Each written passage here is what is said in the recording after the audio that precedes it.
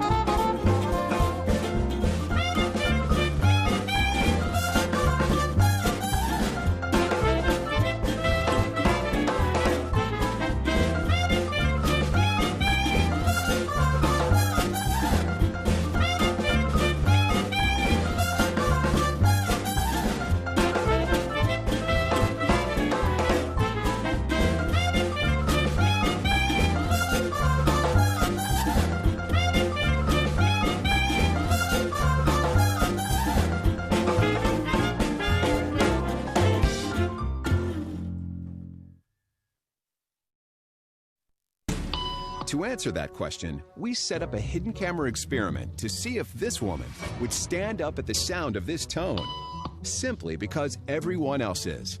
You might be thinking you'd never go along with this. Or would you?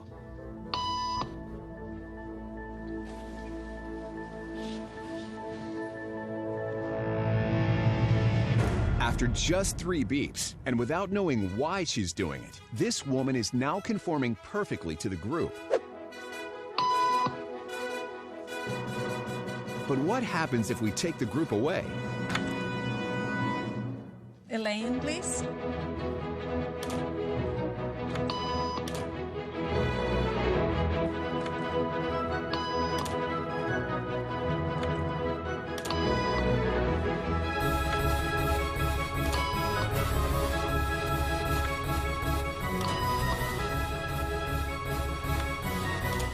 Okay, now she's alone. The crowd is gone and nobody is watching her, except our hidden cameras. What do you think she'll do?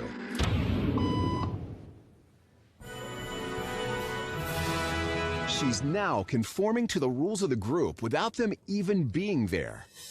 Now, watch what happens when we introduce another outsider who doesn't know the rules. Have a seat and they'll be out in just a couple minutes. Great, thanks so much.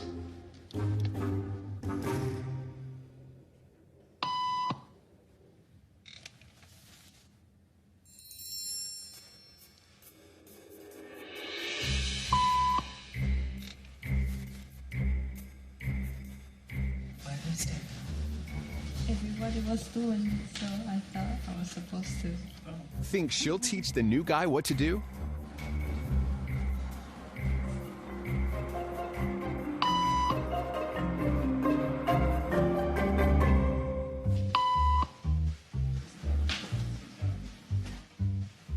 We kept the cameras rolling as more unsuspecting patients arrived.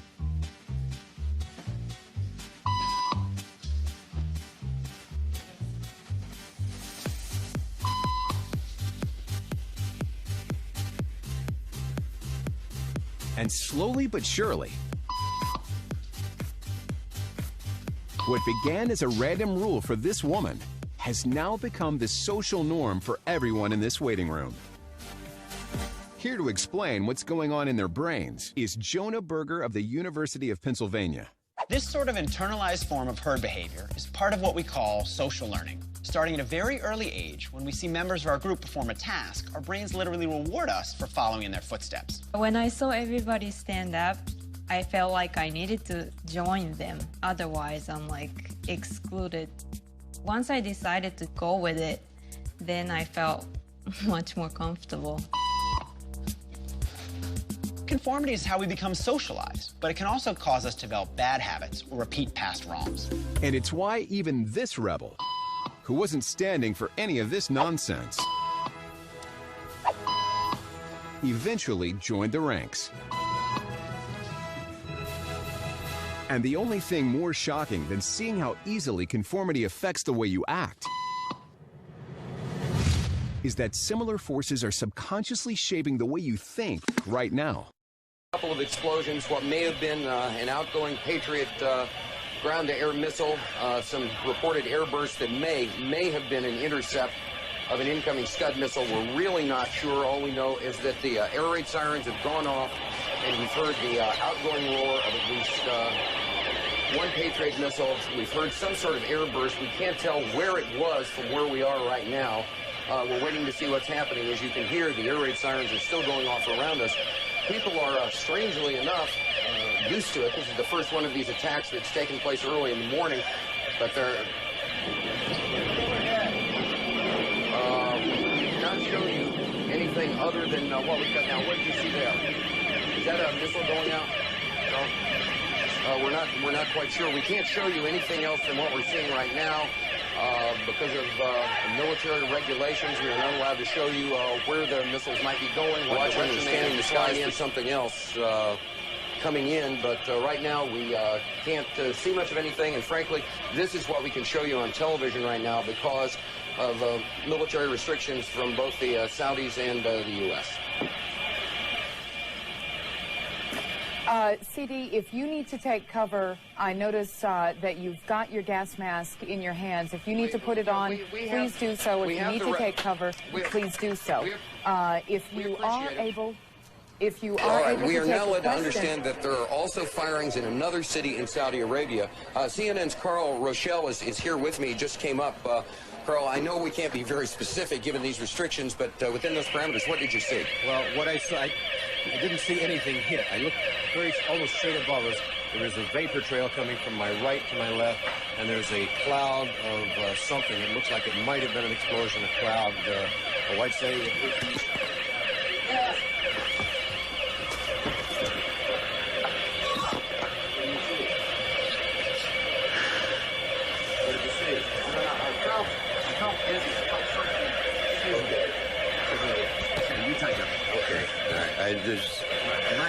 Charles Jaco, CNN, reporting live from Saudi Arabia. Look at this. Look at this. Look at this shit. Look at Can you believe that?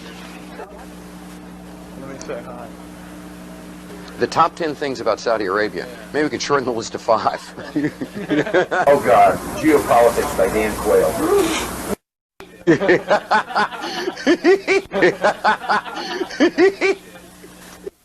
Je suis un journaliste américain. Woof. Woof.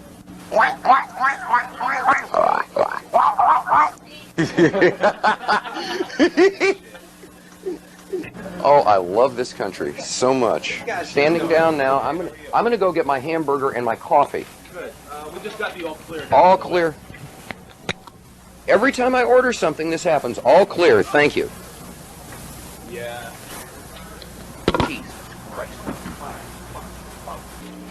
I'm starting to get real bothered by all this.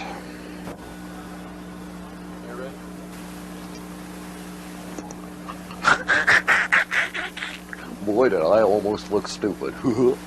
Charles Jaco, CNN, reporting live from Saudi Arabia. No, wait a minute. Whoa, hold it, homeboy. I'm the talent here, you dig?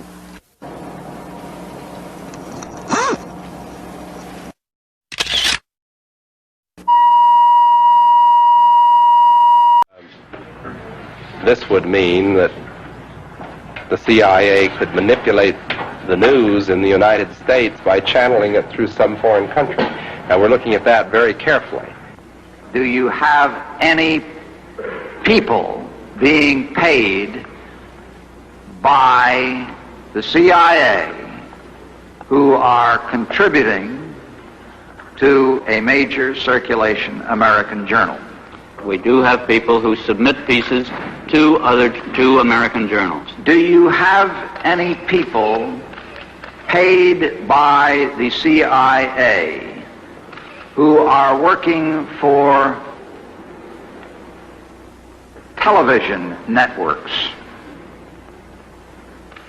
This, I think, gets into the kind of getting into the details, Mr. Chairman, that I'd like to get into in executive session. At CBS, we had been contacted by the CIA. As a matter of fact, by the time I became the head of the whole news and public affairs operation in 1954, the ships had been established, and I was told about them and asked if I'd carry on with them. We have quite a lot of detailed information, and we will evaluate it, and we will include any evidence of wrongdoing or any evidence of impropriety in our final report and make recommendations. Do you have any people being paid by the CIA who are contributing to the national news services, AP and UPI? Well, again, I think we're getting into the kind of detail, Mr. Chairman, that I'd prefer to handle in executive session. Senator, do you think that you named the news organizations in your final report? That remains to be decided. I think it was entirely in order for our correspondents at that time to make use of CIA agent chiefs of station and other members of the executive staff of CIA as sources of information which were useful in their assessments of world conditions. Would you say that continues today? Well, I would think probably for a reporter it would continue today, but because of all of the revelations of the period of the 1970s, it seems to me that a reporter's got to be much more circumspect in doing it now, or he runs the risk of at least being looked at with considerable disfavor by the public. I think you've got to be much more careful about it. And earlier this year, you told us you had ordered your administration to cease and desist on payments to journalists to promote your agenda. You cited the need for ethical concerns and the need for a bright line between the press and the government. Your administration continues to make the use of video news releases, which are prepackaged news stories sent to television stations, fully aware that some or many of these stations will air them without any disclaimer that they are produced by the government. Comptroller General of the United States this week said that raises ethical questions. Does it raise ethical questions about the use of government money to produce stories about the government that wind up being aired with no disclosure that they were produced by the government? There is a Justice Department opinion that says these pieces are within the law so long as they're based upon facts, not advocacy. And I expect our agencies to adhere to that ruling, to that Justice Department opinion. This has been a long-standing practice of the federal government to use these types of videos. Agricultural Department, as I understand, has been using these videos for a long period of time. The Defense Department, other departments have been doing so. It's important that they be based upon the guidelines set out by the Justice Department. Now, I think it'd be helpful if local stations then disclose to their viewers if that's, that this was based upon a factual report and they chose to use it. But evidently in some cases that's not the case. So anyway. The administration could guarantee that's happening by including that language in the prepackaged report. Yeah, look, oh, you mean a disclosure? I'm George W. Bush and I... Well, some way to make sure it couldn't air without the disclosure that you believe is so vital. Ken, there's a procedure that we're going to follow, and the local stations ought to, if there's a deep concern about that, ought to tell their viewers what they're watching. Yes, sir. This video right here appearing to show Turkey's military bombing Kurd civilians in a Syrian border town. the Kurds who fought alongside the U.S. against ISIS. Now, horrific reports of atrocities committed by Turkish-backed fighters on those. This video, obtained by ABC News, appears to show the fury of the Turkish attack on the border town of Tel Abyad. This Monday morning, the situation in Syria rapidly deteriorating. Crisis in Syria. The Trump administration announcing plans to remove all remaining U.S. troops from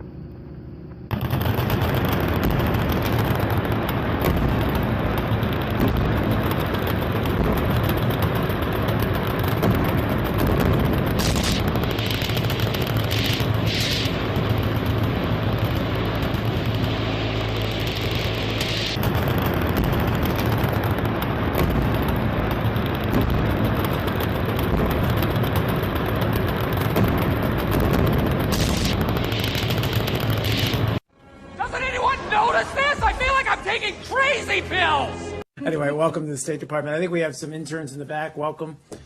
Good to see you in this exercise in transparency and democracy. Is that what it is? Sorry, I didn't mean to break thought out it was an laughter. exercise in spin and obfuscation. All right. Can you tell this is my last briefing before vacation? Anyway. Okay. Let's start. So just at the top, I did want to briefly mention this U.S. Secretary of State was in Argentina today. I was extremely busy, so if you had any question for him right now, could you do that? Because you know what I'd like to do? I'd like him to go back to the State Department, or as they call it, the Deep State Department, if you don't mind. I'd like to have him go back and do his job. So does anybody have any question? Please.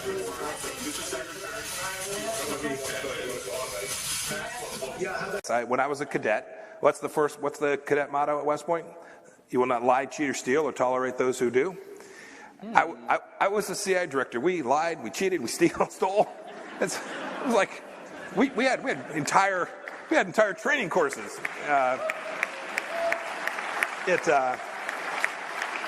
It reminds you of the glory of the American experiment.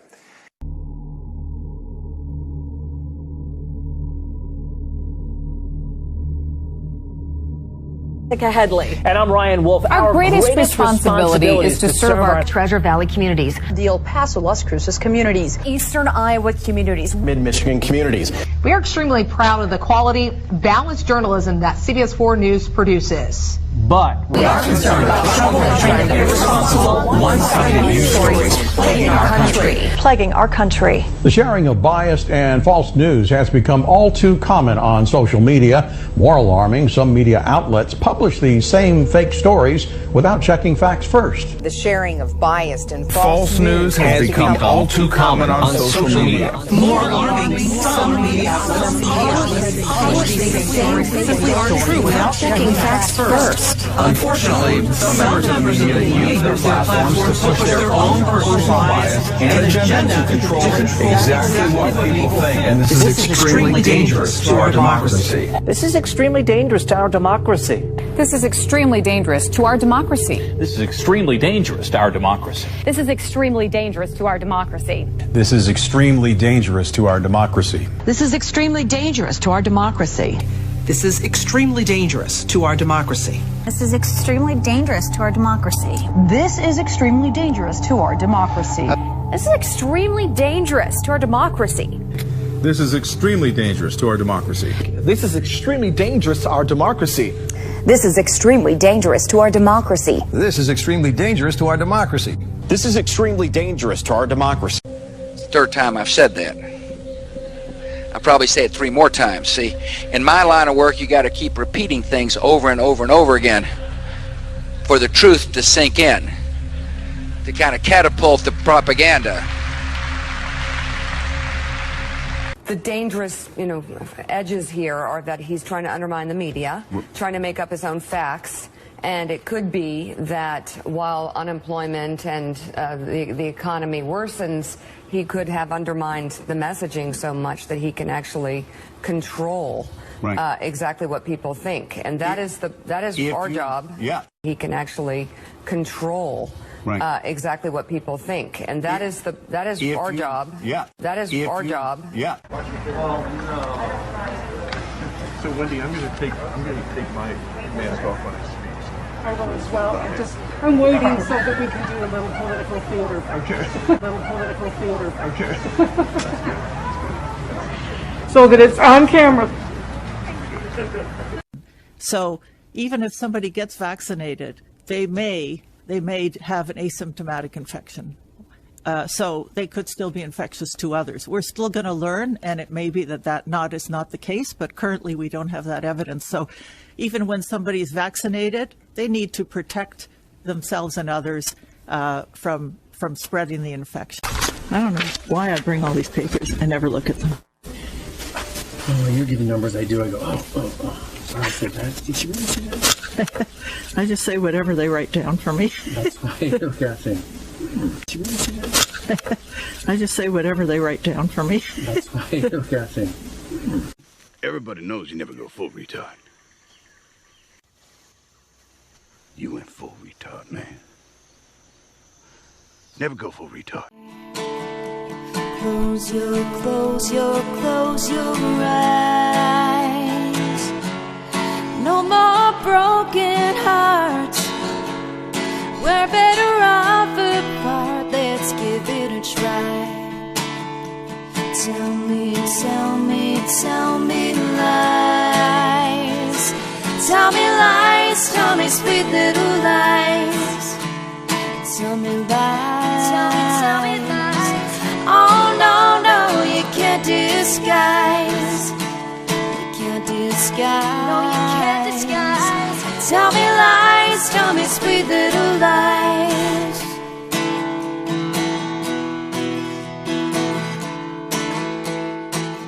In my line of work, you got to keep repeating things over and over and over again for the truth to sink in, to kind of catapult the propaganda. They've got you running in circles, 9 to 5, then 5 to 9, you're mine.